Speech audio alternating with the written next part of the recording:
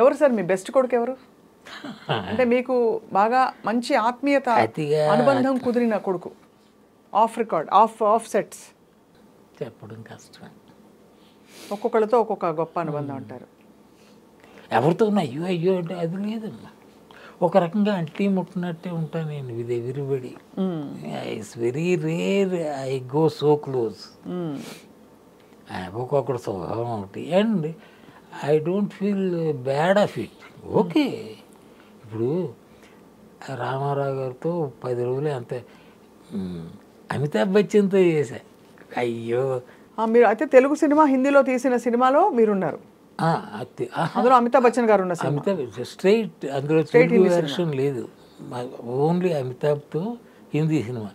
అందులో ఒక డాక్టర్, అమితాబ్ బచ్చన్ గారి ఫ్యామిలీ డాక్టర్ని 6 days ఎంతో చేసాం. అందులో అమితాబ్, జయప్రద, కమల్ అండ్ శ్రీదేవి 2 జోడీలు. అంత పెద్ద కాస్టింగ్. అది ఏమైంది, 10-15 days ఎంతో షూట్ చేశారు మొత్తం సినిమా. అందులో నాది 6 రోజులే, నేను చేసింది 6 రోజులు. ఆ తర్వాత ఇంకా ఉండేదేమో. అమితాబ్ బచ్చన్ గారు బాంబేలో ఎక్కడో ఎంపీగా నిలబడ్డారు, గెలిచారు. దాంతో ఆయన పిలిచి ఇదే జబర్దస్త్ ఆయన సిగరెట్ తాక్కుంటూ వస్తున్నారు. అప్పుడు ప్రసాద్ గారు తాగేవారు సిగరెట్లు. ఇది మిస్టర్ ప్రసాద్ అన్నారు. సార్ సిగరెట్ దాచేవాడు. మేము అమితాబ్ బచ్చన్ ముందు సిగరెట్లు తాగేసేవాళ్ళు. మాకు ఆయన కో యాక్టరే, అంతకంటే ఏం కాదు.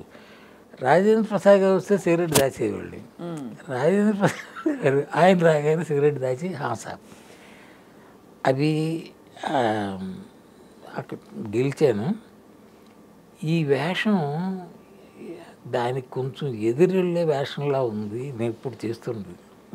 So let us stop this అని చెప్పేసారా? I will give you dates, fresh dates ఇస్తారన్నారు. ఇంత పెద్ద కాస్టింగ్ తీసినంత చెత్తబొట్లో పడేసాడు రాజేంద్ర ప్రసాద్ గారు. వాళ్ళు మామూలు మనుషులు కారమ్మా. అమితాబ్ బచ్చన్ అంతే, రాజేంద్ర ప్రసాద్ గారు అంతే, మన జగపతి బాబు ఉన్నాడు కదా, ఆయన దురదృష్టం, ప్రసాద్ గారి దురదృష్టం. ఈయన సక్సెస్ అవడం ఆయన చూడలేకపోయారు. ఆయన జగపతి గారిది రెండు కైండ్స్ ఆఫ్ సక్సెస్ కదండి. హీరోగా సక్సెస్ అయ్యారు, ఇప్పుడు ఏదైనా ఈయన సక్సెస్ అవడం చూడలేదు అసలు. నాన్నగారు చూడలేదు అది. అవును, చెప్పినట్టు గుర్తు, ఆయన కూడా చూడలేదు. ఆ బాధ ఉంటుంది ఎప్పుడు జగపతి బాబు గారిలో. ఎంత ఆనందించేవాడు. బంగారం అమ్మ రాజేంద్ర ప్రసాద్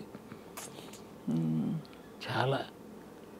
ఒకసారి అంటే రాజేంద్ర ప్రసాద్ గారు ఎలాంటి వాళ్ళో చెప్తున్నా, అక్కడ ఆయన పేరు గుర్తులేదు. ఐ థింక్ ఈ ప్రొడక్షన్ ఆఫీస్ ఇన్ఛార్జ్ ఏదో మద్రాసు నుంచి డబ్బు తీసుకురావాలి, క్యాష్. వస్తున్నాడు, 2-3 బండిల్స్లో ఒక బండిల్ మిస్డ్ 50,000. 50,000 అంటే నాట్ ఏ స్మాల్ అమౌంట్. ఇప్పుడు చిన్న మాట, అప్పుడు చాలా పెద్ద మాట అమ్మా. ఇలా సార్ అంటే పొరగేటప్పుడు అంతే. 50,000 ఏరా మతుందా నీకు అంత లెక్క అని ఒక మాట అనలేదండి. ఎవరిని? ప్రసాద్ గారు ఒక మనిషిని పంపించాడు మా డబ్బులు తెమ్మని, అందులో 50,000 మిస్సింగ్. అతన్ని మిస్ చేసిన మనిషిని ఏంట్రా అది అని అనలేదమ్మా. సార్ ఇలాగ ఒక బండిల్, అది దట్ ఈస్ ప్రసాద్. ఏమో ఆయన దొంగతనం చేశాడు ఏంటి అస్సలు నో సెకండ్ థాట్. మామూలుగా అయితే 100 ఆలోచిస్తారు, 100 ఆలోచిస్తాడు, తీసేసి ఏదో చెప్తారు.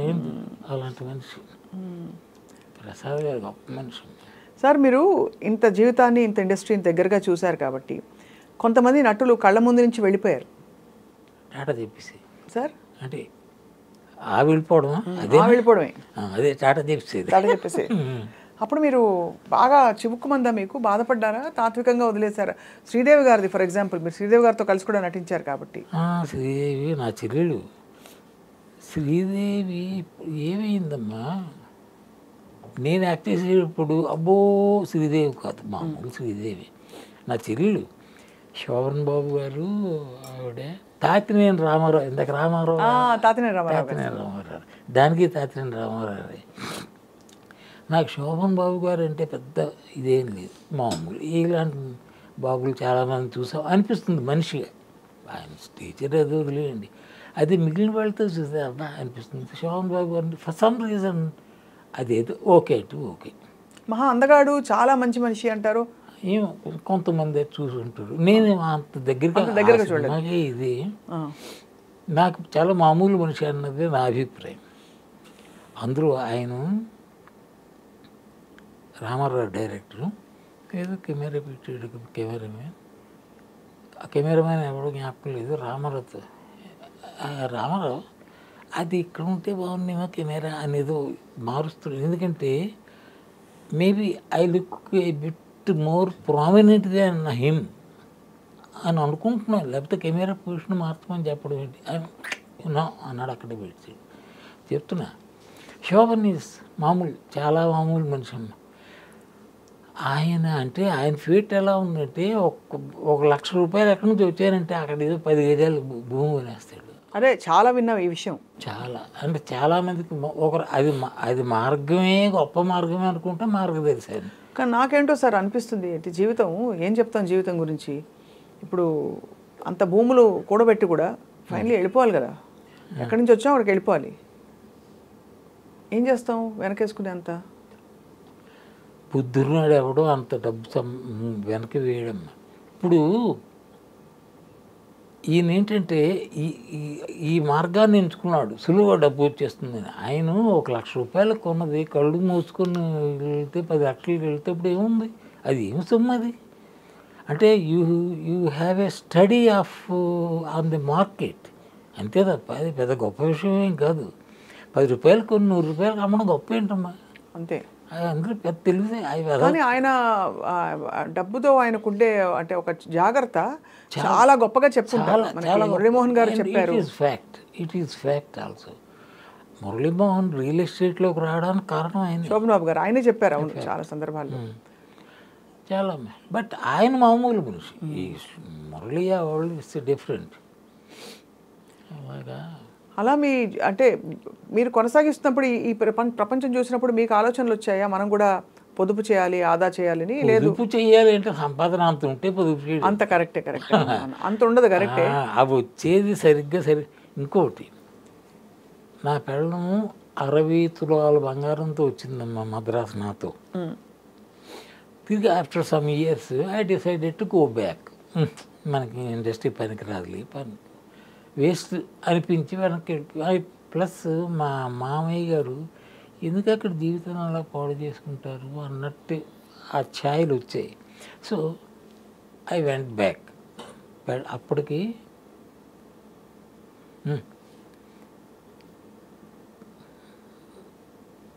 పిల్లలు ఉన్నారు, 2 పిల్లలు ఉన్నారు. పిల్లల్ని కూడా తీసుకొని వైజాగ్ వెళ్ళిపోయాం.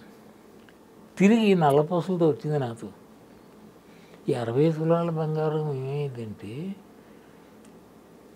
బంగారం కొనుక్కున్నది ఎందుకు ఊరు వేసుకొని తిరగడానికి కాదు, అవసరానికి పనికి వస్తుంది.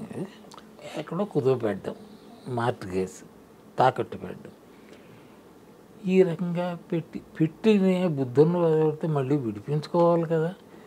పోతే విడిపించుకునేటంత ఎక్సెస్ డబ్బు రాలేదేమో, ఏదో కారణం మొత్తానికి ఆల్ దట్ 60 తులాస్ గాన్. బాధపడ్డారా మీరు?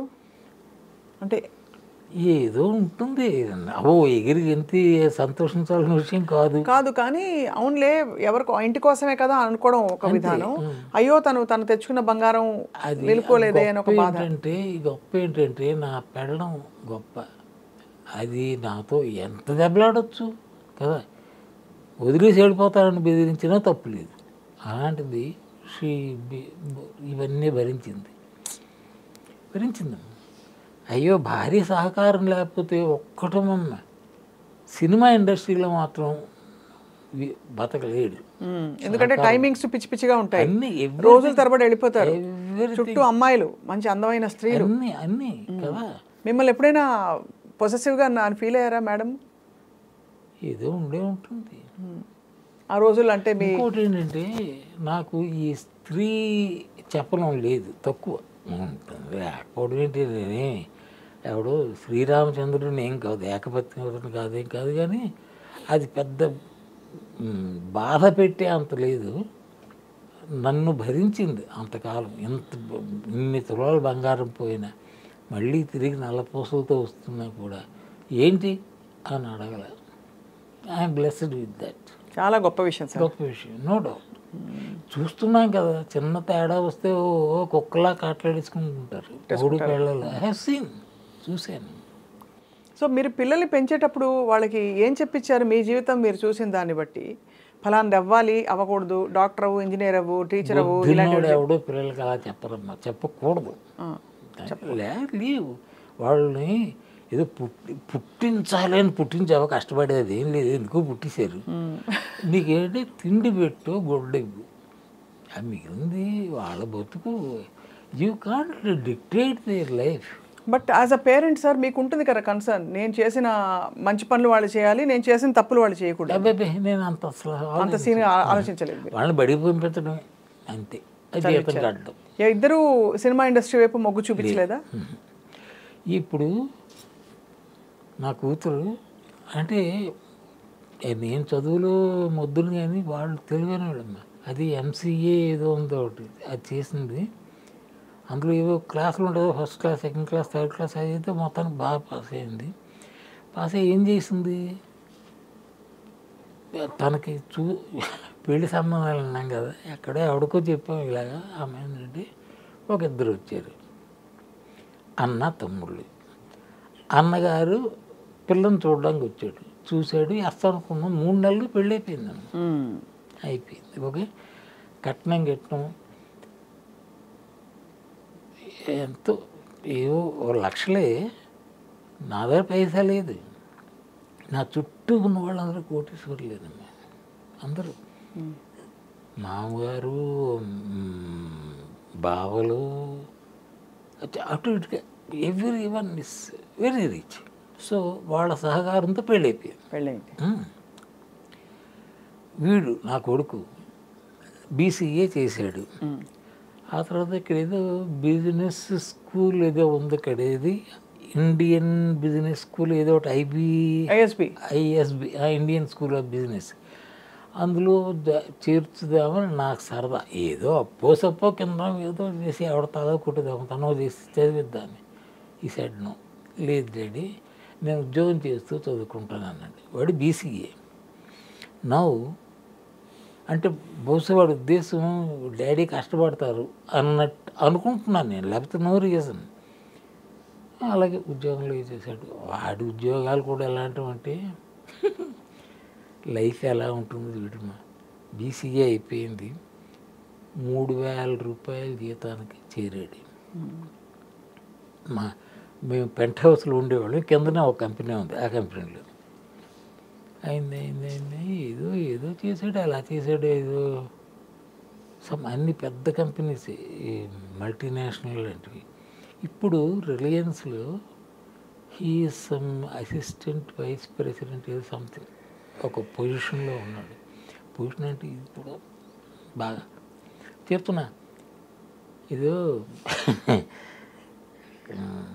అనాయాసైన మరణం అని ఇది ఉంది కదా, అనాయాసైన మరణం వినా దైన్యేన జీవనం దేహాంతే తవ సాన్నిధ్యం దేహిమే పరమేశ్వరుడు అని ఈ మధ్య చదివా యూట్యూబ్లో.